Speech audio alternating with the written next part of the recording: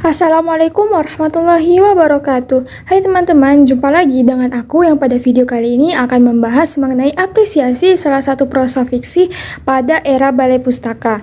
Nah, yang mana pada video ini aku menggunakan cerpen karangannya Hamka yang berjudul Encik Putih. Nah, cerpen berjudul Encik Putih karangan Hamka ini secara garis besar menceritakan tentang seorang tokoh wanita yatim piatu yang bernama Isah. Nah, di awal cerita itu dikatakan nih bahwa Isah itu gagal bertunangan dengan pria bernama Halim, yang mana hal itu diduga atau dikarenakan Isah merupakan seorang yatim piatu yang miskin. Nah, untuk hidupnya sendiri saja, Isah ini jadi tampung alias dibantu oleh orang lain.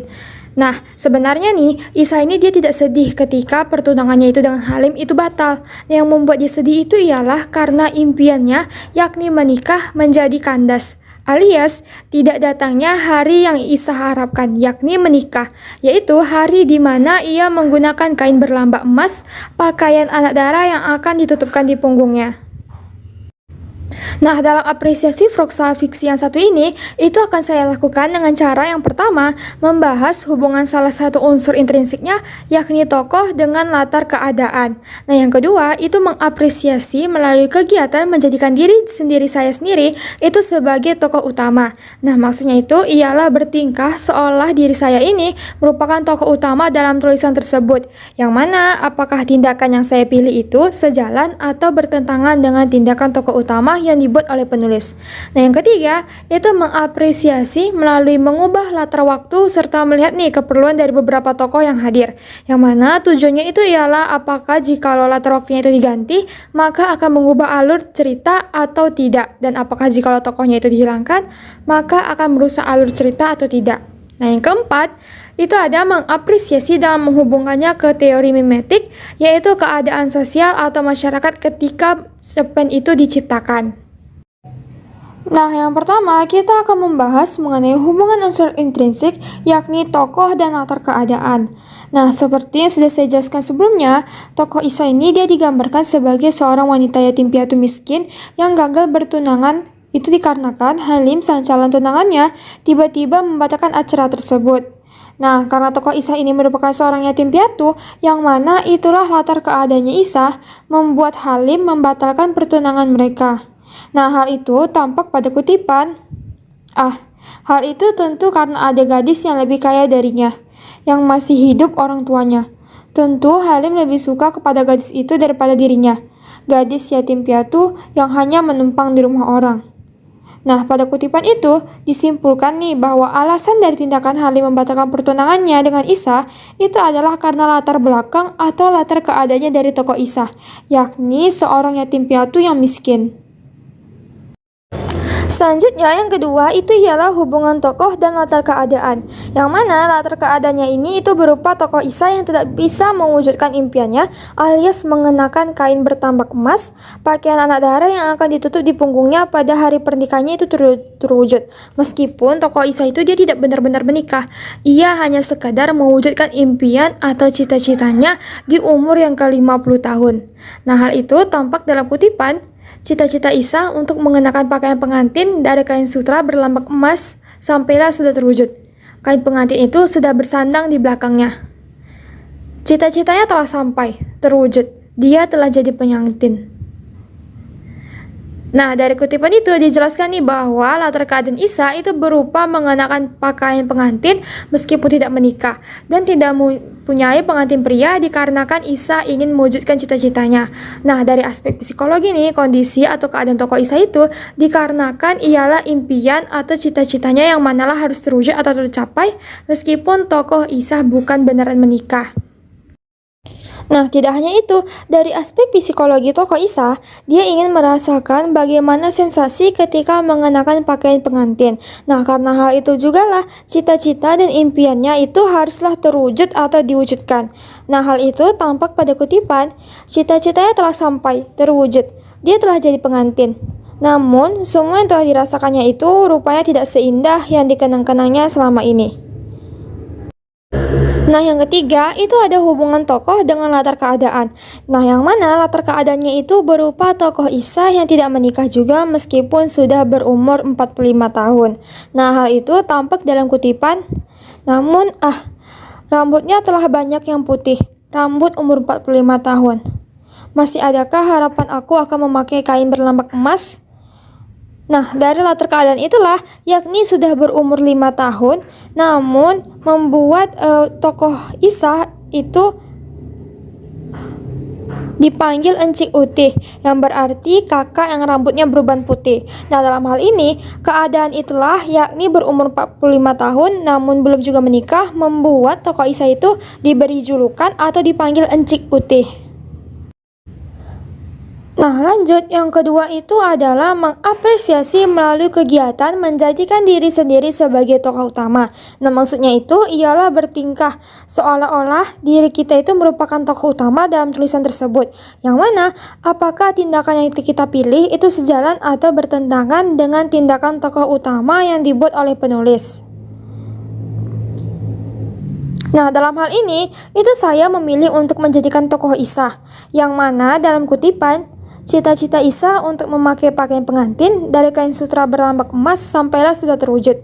Kain pengantin itu sudah bersandang di belakangnya. Cita-citanya telah sampai, terwujud. Dia telah jadi pengantin. Nah, dalam kutipan itu, tokoh Isa itu digambarkan telah mewujudkan cita-citanya, yakni mengenakan pakaian pengantin. Nah, jikalau saya nih menjadi tokoh Isa, maka saya akan melakukan hal yang bertentangan dengan apa yang ia lakukan. Kenapa demikian? Karena saya tidak menikah, jadi untuk apa saya mengenakan pakaian tersebut? Yang mana orang akan melihat nih, saya dengan tatapan miris dan sedih, karena di usia yang ke-50 tahun, itu belum juga menikah. Tak hanya itu, orang-orang juga akan mengira bahwa saya bisa saja menjadi gila karena tak kunjung menikah. Nah, selain itu, lagi pula nih, tak ada yang salah dengan impian atau cita-cita kita itu tidak terwujud. Namanya juga hidup, tidak semua yang kita inginkan itu dapatlah tercapai. Nah, jadi nih, jikalau saya menjadi tokoh Isa, maka saya tidak akan berbuat seperti yang ia lakukan, alias bertentangan dengan apa yang ia perbuat.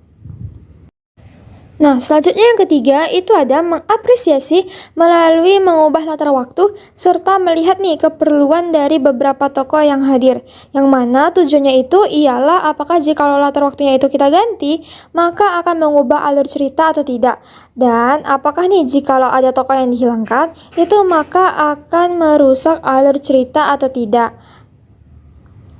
Nah, dalam hal ini, yang pertama itu adalah latar waktu di umur yang ke-50 tahun, yang tampak dalam kutipan, sejak memasuki usia 50 tahun, dia jarang keluar rumah, kalau tidak ada keperluan yang penting.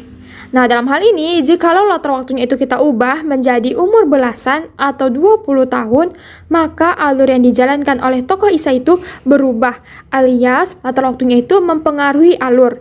Nah, hal itu dikarenakan mengingat di usia yang masih belia alias belasan atau 20 tahun atau belum memasuki usia 50 tahun, tokoh Isa itu dia masih sering keluar rumah. Nah, yang mana itu tampak dalam kutipan, pada suatu hari Isa berlari-lari dengan anak itu di dalam kebun, berkejar-kejaran.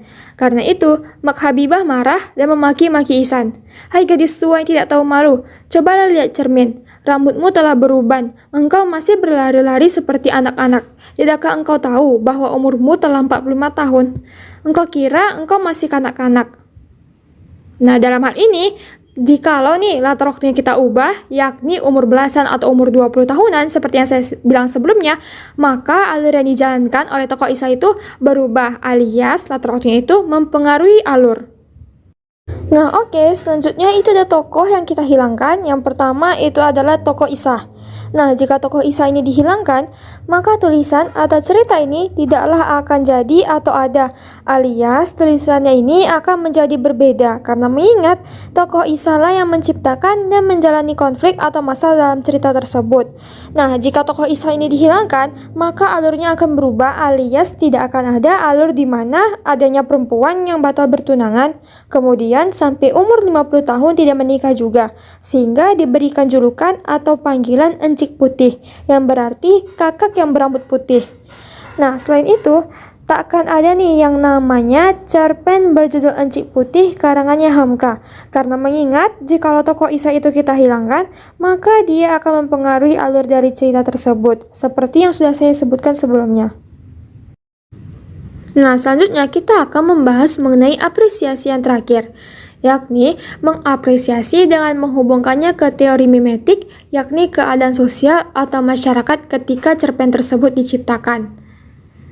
Nah, seperti yang sudah saya bilang sebelumnya nih, cerpen ini dimulai dengan cerita atau kisah tentang tokoh Isa yang batal bertunangan. Nah, jika kita kaitkan dengan menggunakan teori mimetik, maka cerpen ini bisa kita bilang dipengaruhi oleh bagaimana keadaan masyarakat pada masa cerpen itu diciptakan. Nah, yang mana pada masa itu muncul berupa salah satu persoalan atau keadaan di mana kebebasan individu itu terkukung. Nah, cerpen yang berjudul Encik Putih ini sendiri itu secara ringkas menggambarkan bagaimana keadaan masyarakat pada masa itu. Nah, yang pertama itu berupa kebebasan individu yang terkukung. Nah, dalam cerpen ini, tokoh Isa ini dia digambarkan tidak bisa memilih atau berpendapat mengenai siapa yang akan menikah dengannya. Nah, di awal cerita itu dikatakan nih bahwa jikalau ada pria yang datang mau melamar Isa, maka akan langsung diterima saja tanpa bertanya kepada Isa apakah dia setuju atau tidak. Alias, kebebasan ia untuk berpendapat itu tidak diberikan atau dilanggar. Nah, hal itu tampak dalam kutipan, putus atau bertunangan baginya sama saja. Orang-orang tidak pernah meminta pendapatnya dalam perkara. Dia tidak pernah diajak berembuk untuk menentukan siapa yang akan menjadi jodohnya. Nah, dalam hal ini, itu kebebasan berpendapatnya tokoh Isa itu direnggut, alias dia tidak bisa memilih atau berpendapat mengenai siapa yang akan menikah dengannya, yang mana itu sesuai dengan beberapa persoalan yang terjadi pada masa ketika cerpen ini diciptakan, yakni di mana kebebasan individu itu terkukung. Nah, yang kedua, itu berupa penggambaran atau keadaan di mana berakhirnya hubungan seseorang.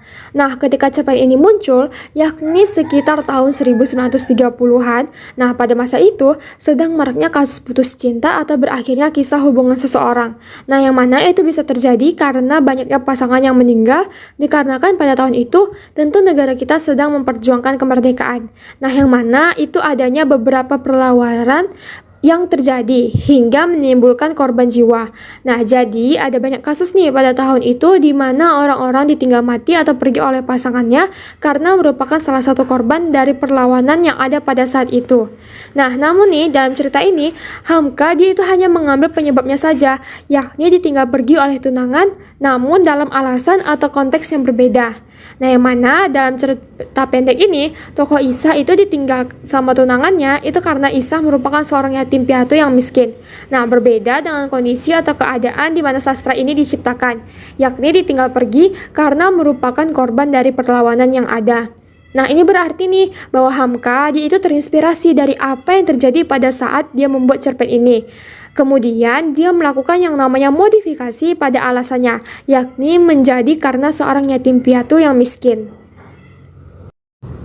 Nah, selain itu, saya juga mau mengapresiasi sedikit nih tulisan dari cerpen yang berjudul Encik Putih ini, yang mana menurut saya itu menggunakan tulisan yang ringan dan mudah untuk dimengerti atau dibaca, dan bisa dikatakan pula bahwa penulisannya ini bergaya humor atau lucu.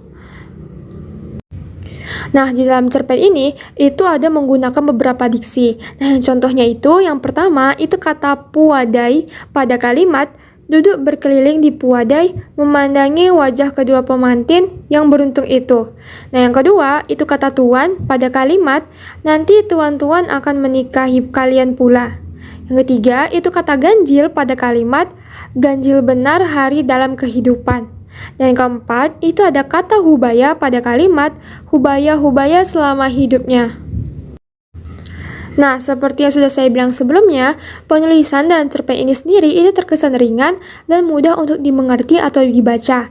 Dan bisa dikatakan bahwa penulisannya ini bergaya humor atau lucu. Nah, yang mana hal itu tampak dalam beberapa kutipan di bawah ini.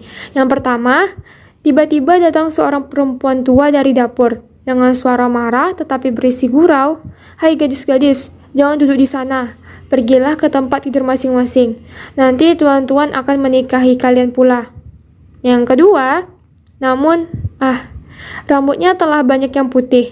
Rambut umur 45 tahun. Masih adakah harapanku memakai kain berlambak emas? Nah, yang ketiga, apa yang dibawa Encik Utih? Kata seorang anak laki-laki. Entahlah, sepertinya dia membeli roti kismis. Kita tidak diberinya, kata yang lain pula. Ayo diam-diam kita lihat dari loteng. Kita intip dari lubang kaca. Apa yang dimakan Encik Utih? Nah, untuk makna konotasinya sendiri, itu ada kata bulan dan matahari. Nah, yang mana itu terdapat dalam kalimat bagai bulan dengan matahari. Nah, kata bulan dan matahari itu bukanlah berarti beneran bulan dan matahari yang ada di langit. Hal itu melainkan berarti serasi, sesuai, ataulah cocok satu sama lain. Nah, segitu dulu video penjelasan dari saya kali ini. Terima kasih. Wassalamualaikum warahmatullahi wabarakatuh. Dan dadah.